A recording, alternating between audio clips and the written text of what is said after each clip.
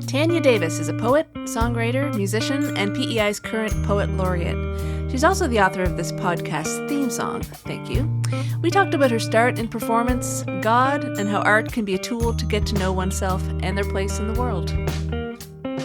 Art, I want you. Art, you make it pretty hard not to. And my heart is trying hard here to follow you, but I can't always tell if I ought to. Tanya Davis, we just heard your song, Art. Thank you for letting me use that for this season. Everyone's been saying it's the perfect song. How could there be a more perfect song for your podcast? So I'm very grateful. I'm glad. When you wrote that song, it seemed to me like you were questioning your place in the art world and wondering if it was the right path for you. Is that true? And how has your career unfolded since then? Yes, that is true. I was questioning because I wrote that song when I was just trying to make it go, primarily at the time as a musician. So I wrote that song it came out on my very first album, which came out in 2006. I re-recorded it and made the version that people are hearing on this podcast on my second album, which came out in 2008. But so there was just this little acoustic rendition on my first little album. So I wrote it in 2005, and I was wondering if I could try life as an artist, and I had moved to Halifax to give it a go, specifically to try music life. I didn't really... It's meandered so much in the 20 years since then. I still do music, but I do a lot of other things as well, which is great for me. But at the time, I wrote wondering if art was worth following and if I could do it. And to be honest, I still play that song, and it still seems like a valid question to ask. Doesn't it? Yes. Yeah, because I don't know, it's still a hard career, and some days it feels worth it, and some days I feel unsure. Mm-hmm. You've been, very busy, it seems, as PEI's current poet laureate. What have some of the highlights been of the last little bit since you've been doing that job? Yeah, I've been PEI's poet laureate for 2 and a bit years. This is my third and final year it's a 3-year term. So technically I'm the poet laureate until, I believe, February 2026.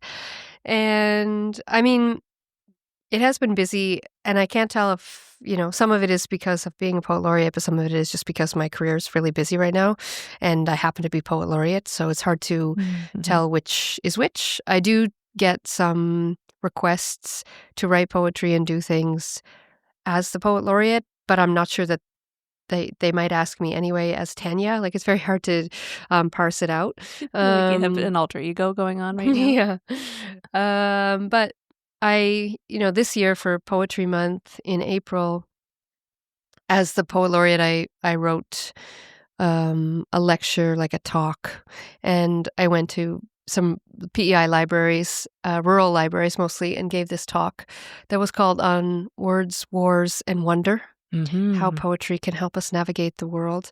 And that was a big project for me. It took a long time to write, and I drove around as far as O'Leary and then down east and Surrey and Summerside to Breadalbin. It was really fun to give it to people at the library. And, during Poetry Month, lots of poets get asked to give poetry workshops or maybe poetry readings, which I'm always happy to give readings. I'm not a workshop person. I don't give very many workshops.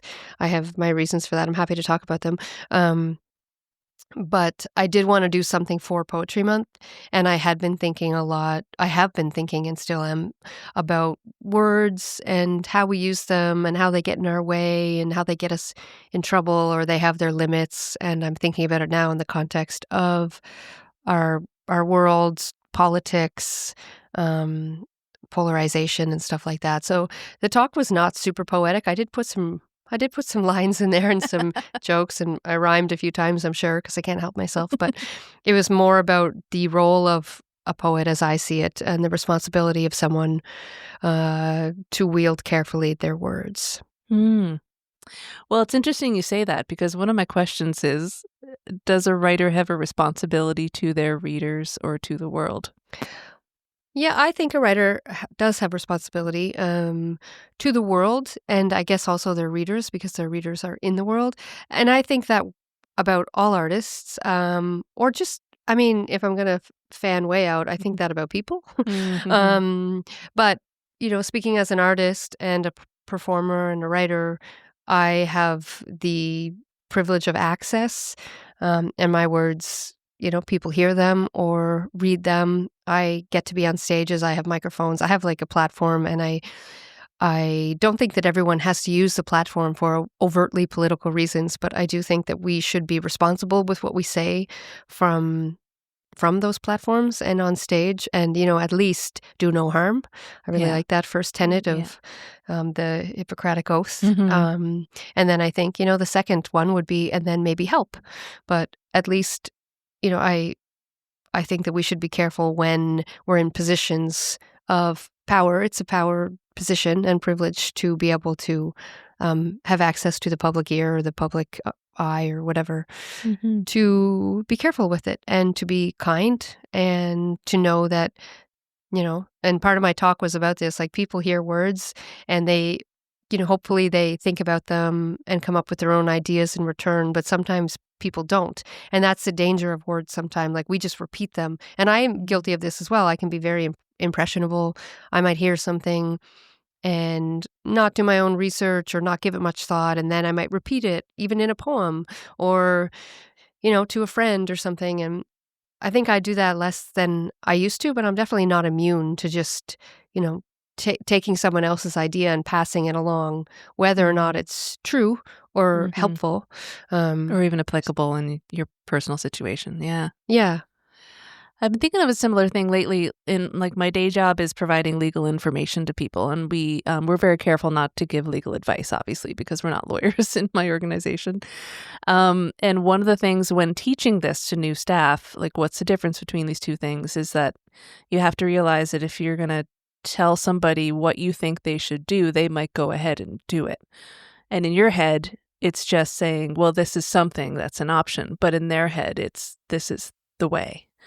And it's kind of similar, like you don't know. You don't know what your words are going to do with other people. Yeah, totally. And on one hand, it's not entirely, our responsibility, or we're not at fault for maybe what people do with our words, but we're connected to it. So it's just something to be mindful of. Mm-hmm. Mm-hmm. Did you write poetry as a really little kid?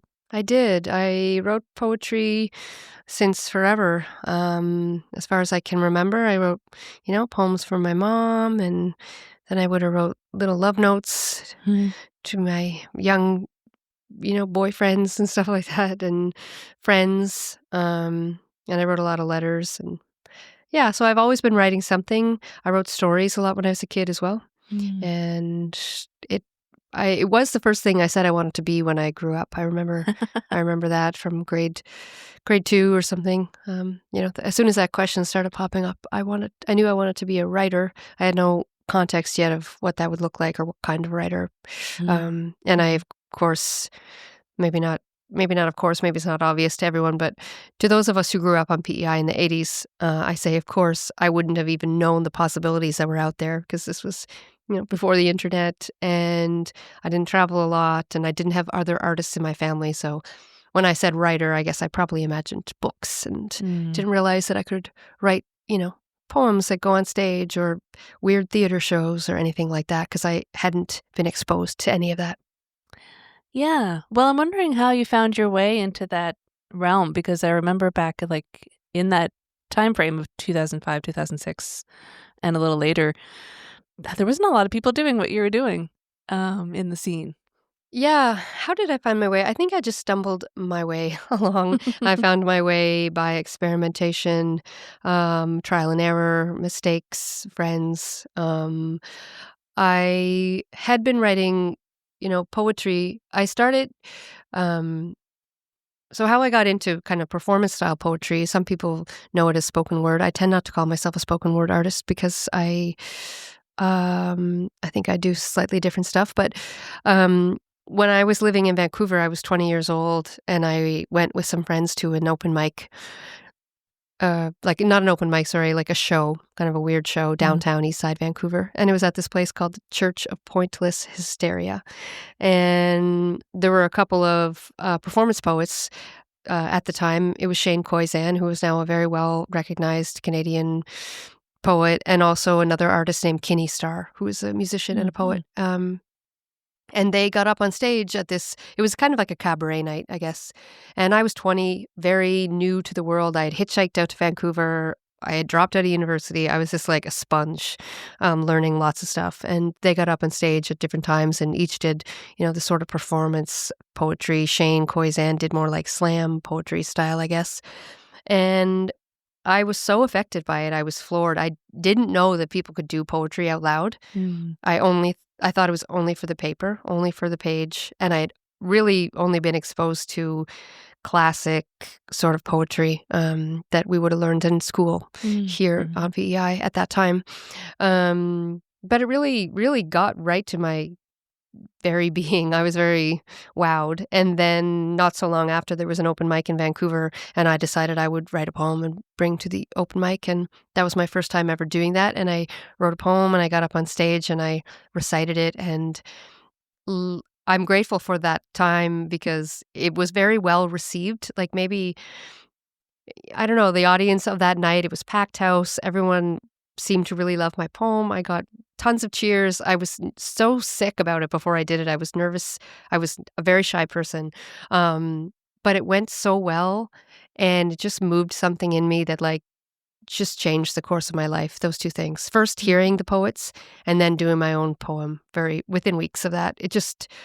That was a seed that took me to this new place. So sort of a long way to say how I got into it, but I wasn't ever planning to get into it like this. And but from there, I just kept writing poems, and then I went from open mics to being invited in Vancouver to perform at various shows and cabarets, and being hired as a poet. And then I took the Greyhound bus at one point all the way back to PEI, moved back to PEI. I was 24, and I didn't know what I was going to do. I was very lost. And Matt Rainey invited me to be involved in this thing called the CBC Poetry Face-Off, which I don't know if it happens anymore, but it happened for a really long time. And it was just like every year, poets from all across Canada, all provinces and territories would write a poem on a theme, and there'd be kind of like a live show, and we'd all read our poem, and the audience would vote, and then the winning poem would be in a kind of national competition. And I was the winning poet on PEI for that year. It was maybe, I don't know, 2004 or 2005. And that was another like step that kind of kept me going. I was like, oh, maybe I can keep doing this. So shortly after there, I had been meanwhile writing songs and playing guitar, and I wanted to pursue music. That's when I moved to Halifax. I was like, poetry is cool, but also music. So I moved to Halifax, and then I just ended up trying to find ways to put the two together. So my first album is a lot of poems and my guitar. So like poetry song type things. And yeah, I didn't see anyone else necessarily doing that. I'm sure there were people. I didn't have anyone around me doing it, but that didn't matter to me at the time. I'd always been, not always, but ever since I left home and, moved away, and I was always a little, what's a way to say it? Odd? Not odd, but alternative. I wasn't following a straight path, and I didn't have a lot of role models for what I was doing in my life, whether that was, I was a queer person when there wasn't as many queers around me that I saw. I had quit school. So no, it didn't matter that I wasn't seeing anyone else doing it, because I felt like you knew how to be an original person. You know how to, Yeah, and not that I wasn't lonely in that sometimes or looking. I wished I had other people and role models and a clear path to follow. But since I was making it up as I was going, there weren't very many benchmarks to go for. So I just stumbled around. Just keep going. Yeah. It's funny. I saw Kinney Starr in the early 2000s too, when I was living in Nelson, BC. I saw her at the theater there. And I still remember that show. It was wonderful. Yeah, she's a really cool person, cool performer. One of my favorite works of yours is How to Be Alone. You probably hear this a lot. It's so good. How do you balance the need to be alone with the very social aspects of touring and networking and business and etc.? Yeah, balancing solitude with this kind of work is challenging sometimes, but I do get to be home a lot. These days, I tour, but I don't tour incessantly. And I tried to tour incessantly for a little while, and I was really bad at it because I am a bit of a homebody. I like being home.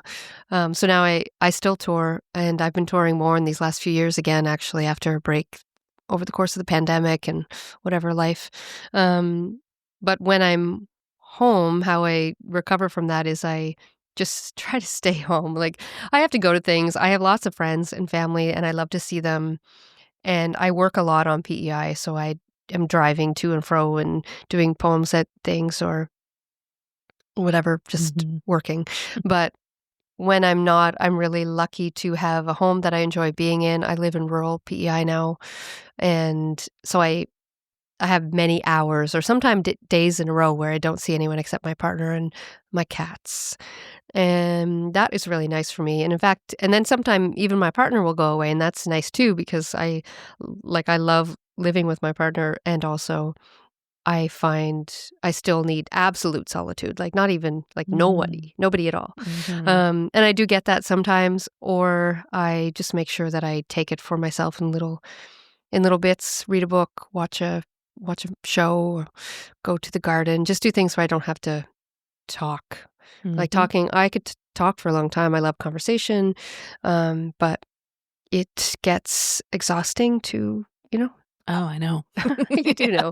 Yeah. Exactly So the same. I love solitude, and I think I've been an extroverted person by times in life, or at least maybe I thought I was.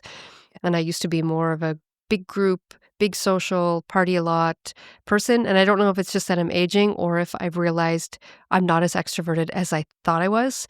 And I need a lot of quiet time to restore myself so I can, be a good friend, be a good artist, and like have something to say in those social situations. Yeah. You're speaking my language. Do you create best when you are alone, totally alone?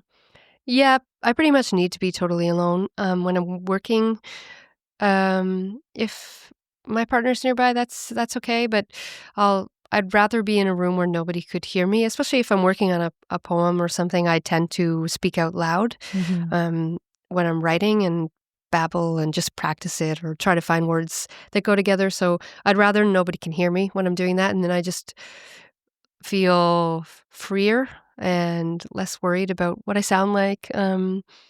Yeah, so I prefer working alone. It's good for me to have a stretch of time, but it doesn't have to be that much. It doesn't have to be days in a row or anything. Just an hour, even like a few hours a day of total solitude is good for me. And you do residencies every once in a while, hey? Does that help you pump out a bunch of material?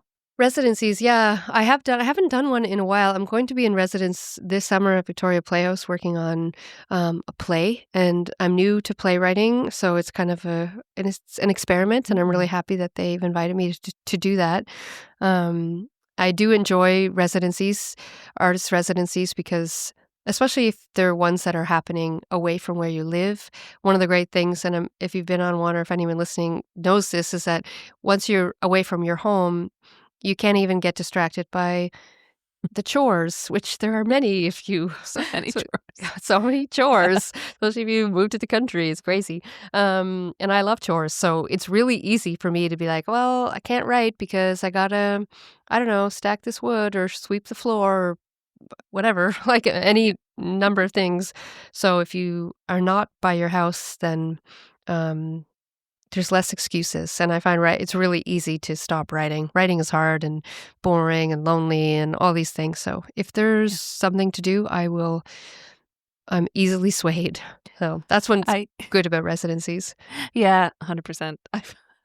I find that I really know, like, because writing is hard, and sometimes I will want to write something, and I will, instead of doing that, I will go do something that I have been procrastinating on in the house for months and months. And, it's like, well, okay, well, I should probably finally get this done now, but it doesn't need to be done. The writing needs to be done. It's just hard. I know, but sometimes I think, does the writing need to be done, or is this thing more immediate? Because, one of the things about writing is, and it maybe comes back to that song, art, like does it matter? Like, sometimes writing is so esoteric, and it depends on what you're working for. Like, I work well if I have a deadline, or I've been contracted or commissioned by someone else to write. Yeah. Then it's really clear that it needs to get written by this date for this purpose, this amount of fee. Like, it's very, concrete. Yeah. But if I'm just working on a project that I want to finish someday for, because of my own idea, it doesn't always feel necessary or important, and especially not as important as, getting the tomatoes in before the frost comes or something like that. Yeah, totally. Yeah, where I am right now, where I'm not really, I don't have gigs booked for the most part, by design, and it which is great. I just get to create for myself but it's also so hard when I don't have a deadline and I'm not doing it for a certain show or a certain, Yeah, deadlines are very helpful because, otherwise there's so much to think about. There's so much we could do. It's like too much, too spacious. Exactly. I've been really interested in, although I still haven't gotten to see it, your Mass for Shutouts, which you say is a shout out to anyone grappling with the complexity of faith, the inconsistency of, you'll have to help me. Thank you. I can't read my own writing. The inconsistency of awe, which I love that phrase, and the politics of organized religion. I'm wondering how you developed this and why has it resonated with audiences? Because I've noticed that you just keep performing it all over the world. So obviously it's resonating. Yeah, it's I love this show. I love performing it. It's relatively new, and it's built on, so years ago when I lived in Halifax, I workshopped a show. I had a Canada Council grant to work on a show that was just called Mass. And it was, Mass for Shutouts is a total departure, and it's very different. I can see that there are some links, and if anyone would have seen that show, I only performed it once in Halifax in like 2014. So it's like very old. It's not been recorded. There's no record of it. But I started like with these ideas then of trying to write something that would be fun to go to. I grew up Catholic. I have a lot of Catholic family members and a lot of Catholic influences. I'm not Catholic anymore, and I've gone through various stages of being mad at the church, being sad that I don't belong, and also just being fine with it all. Now I'm in a stage where I'm totally fine with it all, and I'm way more lighthearted. But when I started the original Mass 10 years ago, I was more angry, and I was looking for something to replace Catholicism, or to replace what I thought about religion and God. I felt like I had this God-shaped hole, and then so I did this show kind of that was a replica of the Catholic Mass, but I had replaced all the parts with my own writing. And then time passed, I set it down, I went on with life, and I changed. And I realized over the last few years that I don't really care anymore about God, faith, meaning. Like, I'm happy for people to have it. And I obviously still do care about it because I wrote this whole new show. But I mean to say, like, I'm not sad about it anymore. I feel light about it. I was feeling very existential for many years, like maybe a couple decades. And being like, what's the point of life? What's the meaning? What does it all mean? If I don't have a God, where do I belong? Et cetera, et cetera. And it used to really bind me up, these existential questions and angst I had, and I felt really deeply sad about it all. And then in the last few years, that's just sort of drifted away, and I'm so glad, and I don't exactly know why. I think I just have changed and am a happier person overall. I don't struggle as much with sadness and depression as I used to, and I think that's probably a part of it. And now I just know that life is meaningful, and I know that there's a reason, and I don't know what it is, and it doesn't matter. And I, still think we, as humans, we want to find meaning and awe in things, and we look for collective experiences and all this stuff. So the new Mass for Shutouts, I started writing it during COVID just as an idea for a few poems. And it's a play on there's a show, and it's a church service that's taped. It's at Cape Breton or something, and it's called Mass for Shut-ins. And it's been forever, since the 60s or something. And it's just like church, and it's a videotape for people who can't make it out to church. And so the title is a play on that, but instead, of course, it being for people who have been shut out of church, either by the church or on their own volition or family or whatever. And to be a place where everyone is welcome, regardless of whether they're into God or not. They could be Catholic, they could be another faith or no faith. And yeah, I think it's resonating with people because it kind of hits a bunch of different notes. It's a heavy show in moments, but overall, it's like super light. I think joyful, fun. There's some audience participation. Like the point of it, as I say, and I say it pretty much in the intro, so there's no spoiler if anyone's coming to the show in upcoming. It's not me trying to convince people whether there's a God or not. Like it's really just like, I don't know, let's have fun. And I do have some critique in the show about the Catholic Church and the institution of it and some of the harm it has caused to me as a woman and a queer person, and also to so many people in the world. And we all know about its terrible track record. But it also is, it's not explicitly to be angry at the Catholic Church or, Catholics are also welcome at the show. It's more about our nature as humans to look for something.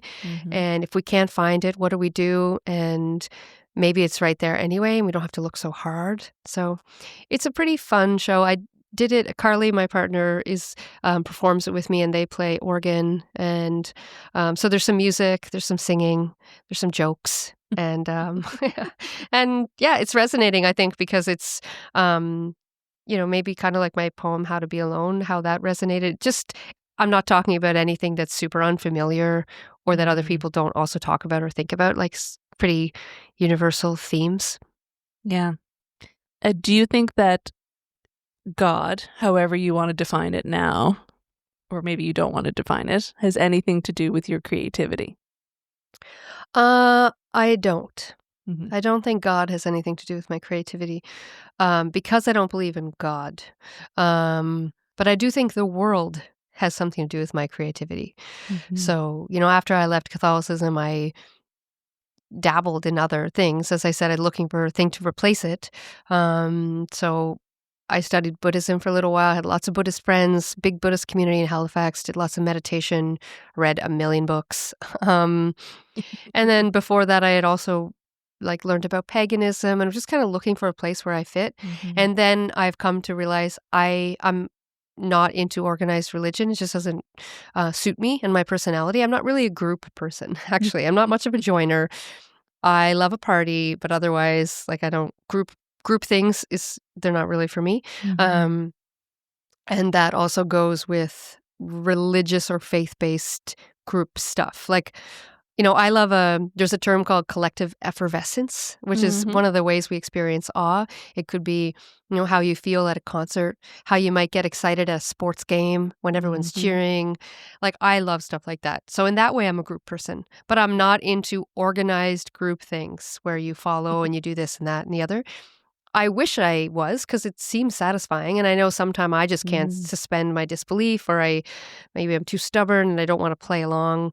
So I have tried, but I can't find anything. But it's fine. I've accepted that, and no big deal. But I do really believe in interconnectedness. I think our world is really obviously connected, and people, animals, plants, the sky, the water, I don't know. There are people who, with similar thoughts who would label themselves as pagans or animists, or there are other worldviews that could be kind of seemed as a faith or religion. So maybe in that way that's where my religion is, but it's not a God. There's no hierarchy. There's no figurehead.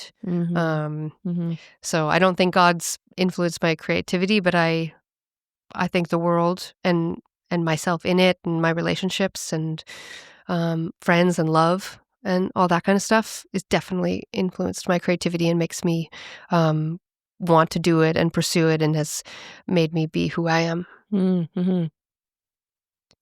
Does writing poetry help you understand yourself and your place in the world? I think writing poetry does give me some understanding of myself. I think it's a tool that I use to better understand myself or the world. I, have found it easier to write my thoughts out than to speak them out. Not always, and that's also changing as I age. But, as you're writing something out, you can edit it, you can think about it slowly and really choose the right words and stuff. So in that process, I learn more what I think. Mm-hmm. And so I think poetry or any sort of writing really as a tool, as one of the tools that we can use to understand ourselves better and to figure ourselves out. Like I used to journal a lot. I have so many journals. And I don't really journal anymore. I don't know, just sort of drifted away, kind of like my concern about God. But I do have notebooks with me always, and I write little ideas down or thoughts, or if I have a quick reflection, like I do still write those things down all the time, and I might elaborate on them further when I have more time in a poem. But Mm-hmm. in my younger years, I wrote as a means to figure myself out, to the point where I think I overanalyzed myself. I spent so much time trying to figure myself out. I made myself miserable. And I didn't see it at the time. And it took me a while to get far enough away from it that I could recognize it even in hindsight. Mm-hmm. But I do think that some of my personal sadnesses or melancholia was because I spent so much time thinking about myself and writing about it and trying to figure it out that I just waded deeper into my own neuroses. And journaling, I still see it. It can be a real positive thing. It can really help people. Mm-hmm.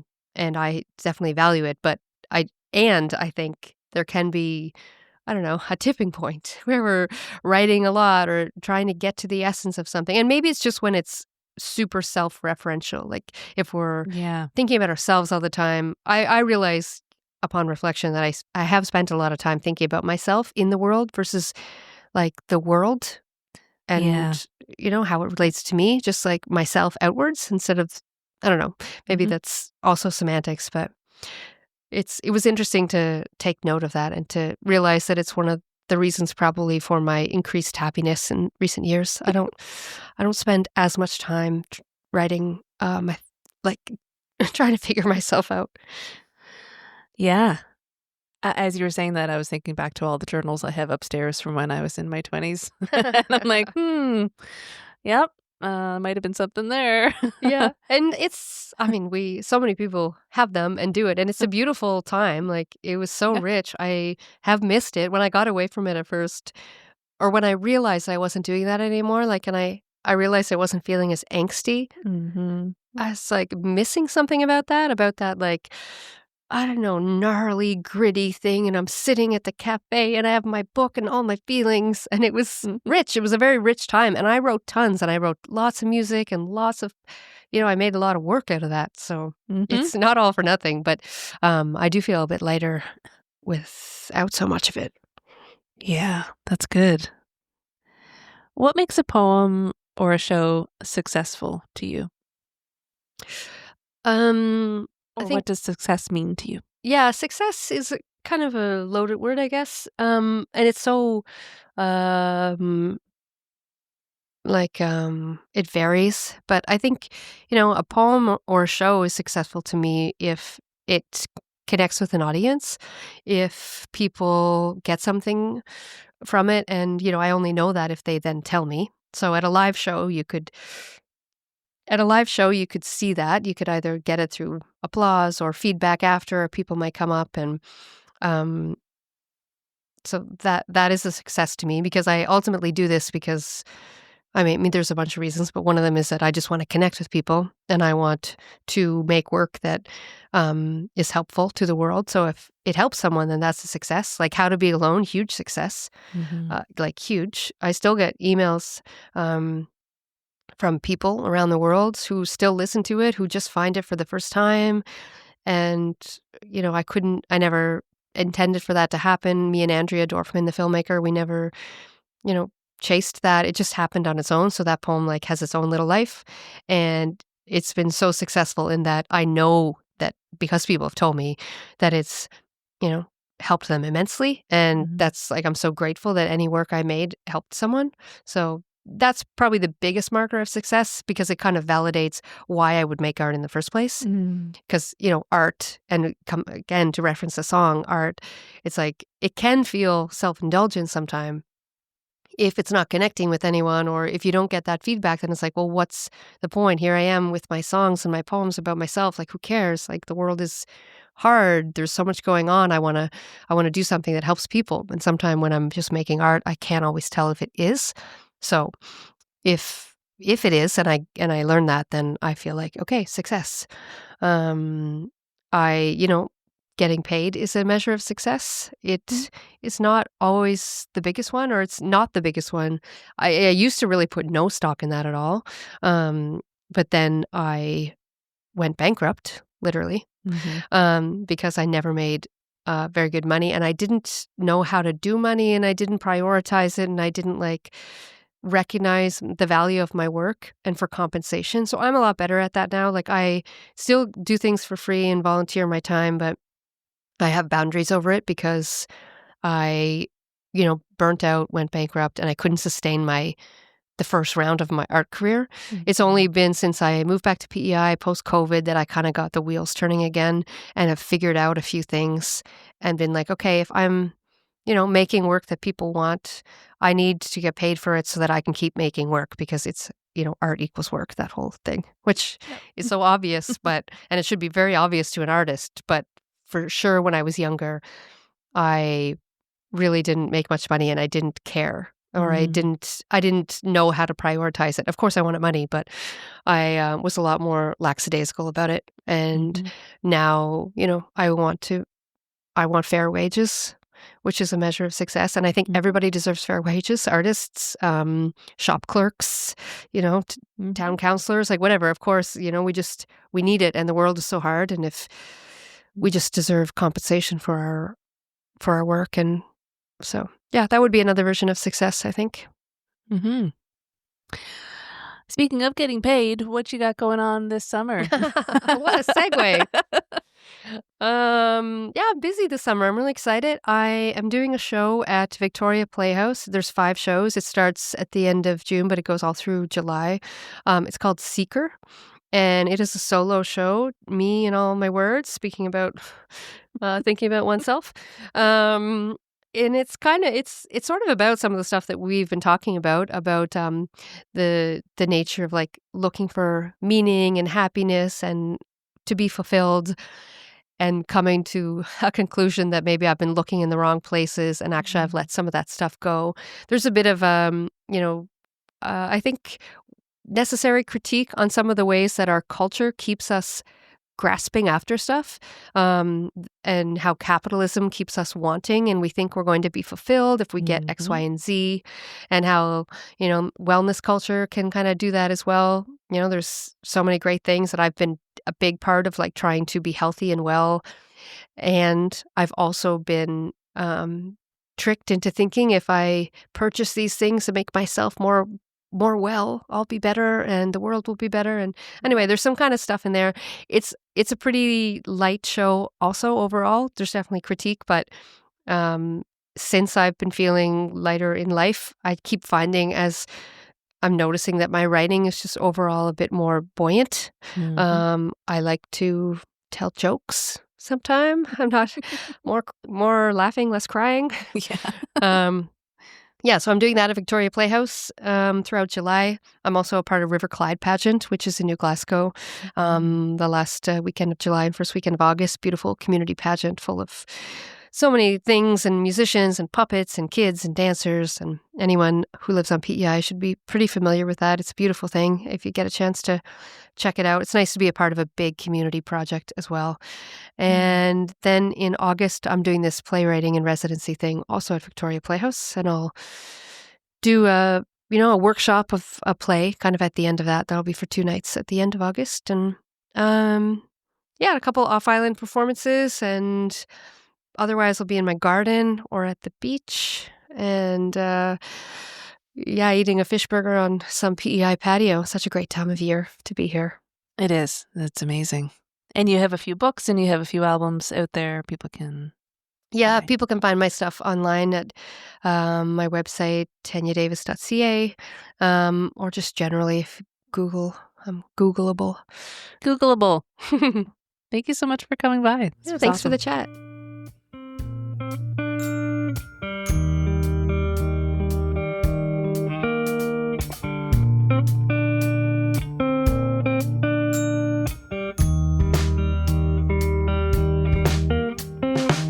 I wondered what would be the worth of my words in the world. If I write them and then recite them, are they worth being heard?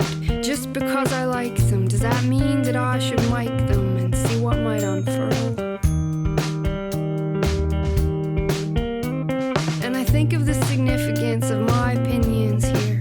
Is it significant to be giving them? Does anybody care? Just because I'm into this, does that mean that I should live like it? And really, do I dare? Art, I want you. Art, you make it pretty hard not to. And my heart is trying hard here to follow you, but I can't always tell if I ought to. So I pondered the point of my art in this life. If I make it, will someone take it and think that it's genuine? Would they be glad that I did, 'cause they got something good out of it? Would they leave me